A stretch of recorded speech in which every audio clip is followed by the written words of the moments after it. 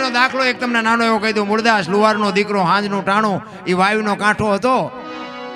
અને એક દીકરી કૂવે પડવા આવી અને દીકરી આમ કૂવામાં ધૂબકો મારવાની તૈયારી કરે અને બાપુએ બાવડું પકડ્યું. હા હા હા બેટા, શું કામ?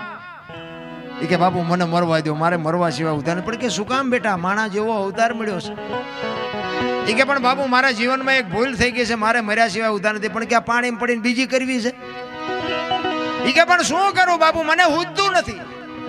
એ કે પણ તું વાત કરી તો કઈ ખુલાસો થાય ને. એ કે બાપુ મારા પેટમાં બાળક છે, એના બાપનું નામ લઈ શકું એમ નથી. જો નામ લઉં તો મને જીવવા દે, પણ હું લઈ શકું એમ નથી. ભારતનો સંત બાપુ મૂળદાસ દ્રવી ગયો. એને એમ થયું ઓહો દીકરી માથે આટલી દશા.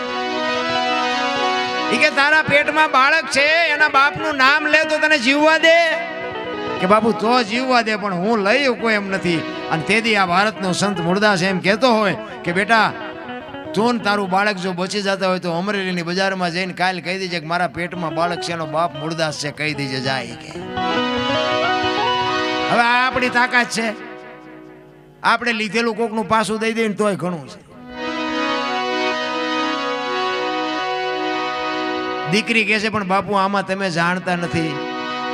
એ કે તું તારું બાળક બચી જતો હોય તું મોજ કરીને તું તારા અમરેલીમાં મારું નામ દઈ દેજે.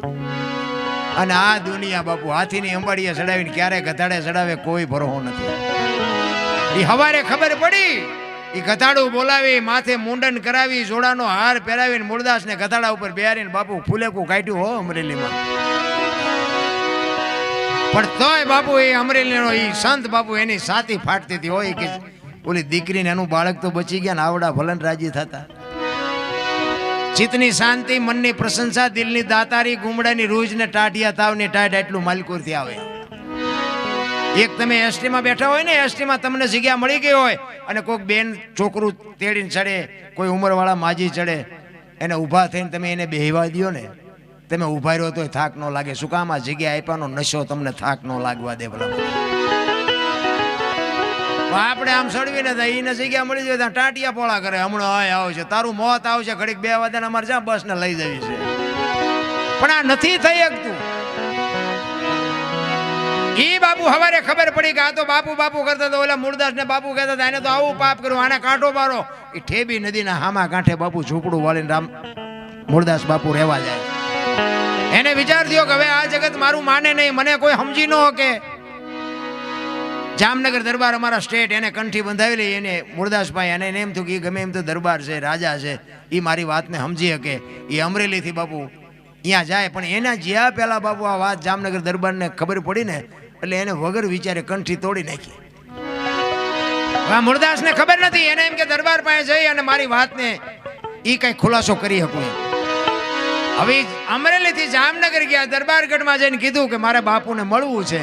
બા સાહેબે કીધું કે બાપુ ઘરે નથી, ક્યાંય ગયા? એ કે મોટા મંદિરે બધા સંતો આવ્યા છે, મોટા મોટા મહાપુરુષો આવ્યા છે, અહીંયા કંઠી બંધાવા ગયા. એ કંઠી બંધાવા ગયા ને બાપુ આ ફાટ્યો હો માથે કરે, તારી ભલી થાય તારી, આને મારી કંઠી તોડી નાખી. પડી કે કાંઈ વાંધો નહીં, મારે મળ્યા સિવાય જવું નથી.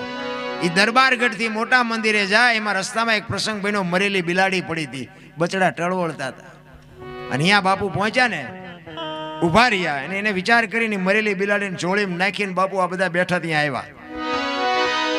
એટલે બધા બારો મીંડ્યા કાઢવા કે તું તો પાપી શું, બારો નીકળ, બારો નીકળ. અંદર બધા સંતો બેઠા તેને કીધું કે ભાઈ કોણ છે? કે ઓલો મૂળદાસ છે. કે આવવા દો એને કઈ કામ હશે, આવવા દો. એ મૂળદાસ ત્યાં જાય અને પૂછે છે સંતો કે કા મૂળદાસ શું કામ આવ્યો, શું કામ છે? કે બાપુ મારે બીજું કાંઈ કામ નથી, હું તો અહીંથી નીકળ્યો હતો, પણ મને એક રસ્તામાં એક મરેલી બિલાડી પડી હતી. મેં એવું સાંભળ્યું તો કાંઈ બધા મોટા મોટા સંતો આવ્યા છે, બિલાડીને બેઠી કરે તો બચડા દૂધ ભેળા થાય, એ હાટું આવ્યો, બીજું કાંઈ છે નહીં. એમ કહીને બિલાડી બાપુ છોડીમાંથી બહાર કાઢીને મૂકી અને આખો ડાયરો મીંડ્યો દાંત કાઢવા.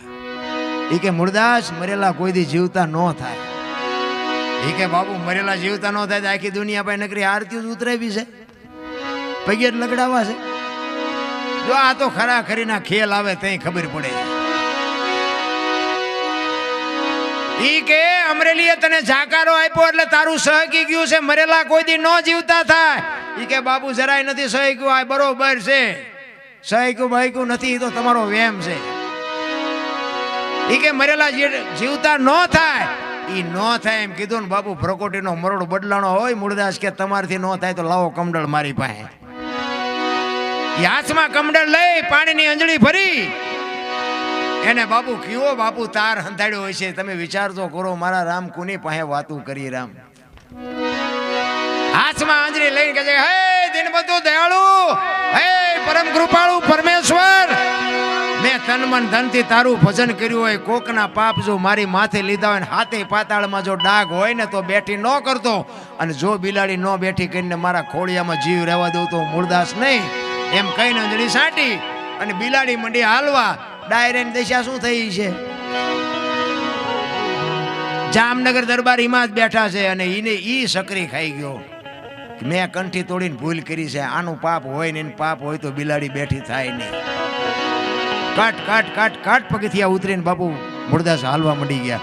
દરબારે વાંય હળી કાઢી એ બાપુ ઉભા રહ્યો, એ બાપુ ઉભા રહ્યો, પણ મૂળદાસ ચોથા આંસુ રડતો રડતો હાલ્યો જાય છે. આગળ જઈને લાકડી પડે એમ પડ્યો, બાપુ મને માફ કરો, મારી ભૂલ થઈ જઈ, મને આવી ખબર નહોતી.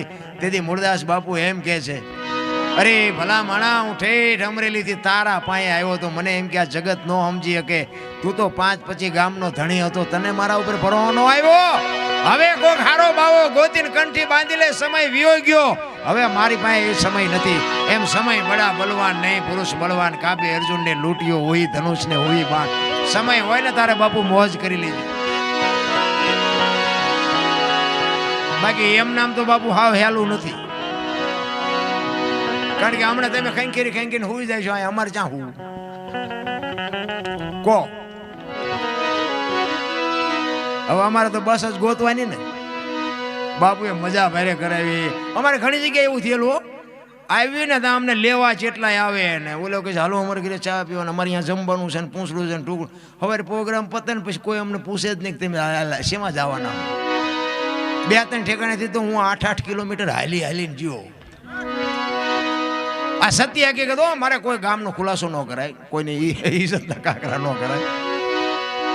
8-8 કિલોમીટર હાલીને ગયો અને હાલવું પડે એવું કે કારણ કે ટાઈમ અહીંયા ન જાય, રેલમાં જવાનું હોય તો રેલવે વહી જાય ને બસમાં જવાનું બસે વહી જાય, હગડ ન પડે એમ હાલી થઈ મારો મેળ આવે.